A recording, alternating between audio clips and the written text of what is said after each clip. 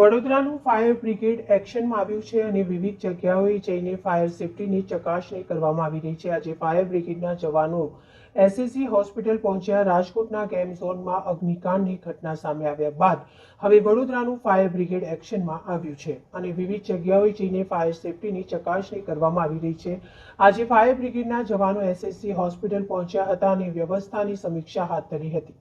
મધ્ય ગુજરાતની સૌથી મોટી સરકારી હોસ્પિટલ એસએસસી હોસ્પિટલ વડોદરામાં આવેલી છે। રાજકોટના અગ્નિકાંડમાં 32થી વધુ લોકોએ જીવ ગુમાવ્યાની ઘટના બાદ વડોદરાનું ફાયર વિભાગ એક્શનમાં આવ્યું છે। આજે ફાયરના અધિકારીઓની મોટી ટીમ એસએસસી હોસ્પિટલમાં ચેકિંગ અર્થે આવી પહોંચી હતી અને ઝીણી વિગતો એકત્રિત કરવામાં આવી રહી છે। તમામ સ્થળોએથી વિગતો એકત્રિત કરીને તેની નોંધણી કરવામાં આવી હોવાનું જાણવા મળી રહ્યું છે।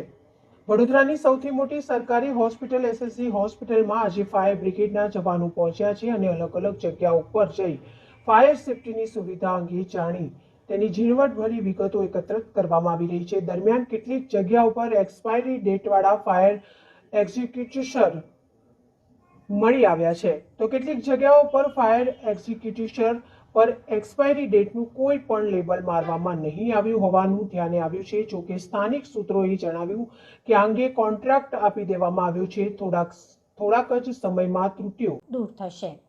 ફાયર સેફટી બાબતના ઇન્સ્પેક્શન જે હાઈ રાઇઝ બિલ્ડિંગ છે હોસ્પિટલ બિલ્ડિંગ તેમાં ચાલી રહ્યા છે અત્યારે। ક્યાં કોઈ જગ્યા પર કંઈક ખામી સર્જાશે?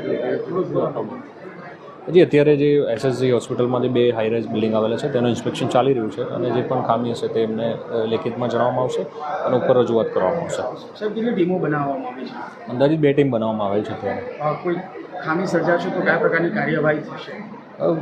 ખામી હશે તો તેઓને એક લેખિતમાં જાણ કરવામાં આવશે અને જે નિયમાનુસારની કાર્યવાહી હશે તે કરવામાં આવશે। આપણે જોયું કે એલાર્મના સ્વિચ છે તે પણ કાર્યરત છે, એટલે કયા બાબતમાં ખાસ તપાસ કરવામાં? જે પણ સિસ્ટમ લગાવેલી છે તે કાર્યરત છે કે નથી અને ના હોય તો એ સર્વિસ મેન્ટેનન્સમાં છે કે કયા પ્રકારના પગલાં લેવાના થાય છે તે એમને જણાવીશું લેખિતમાં અને જે કરવાની થતી વસ્તુઓ છે તે એમની પાસે કરાવવામાં આવશે। શું નામ છે આપનું? હર્ષવર્ધન પુવાર।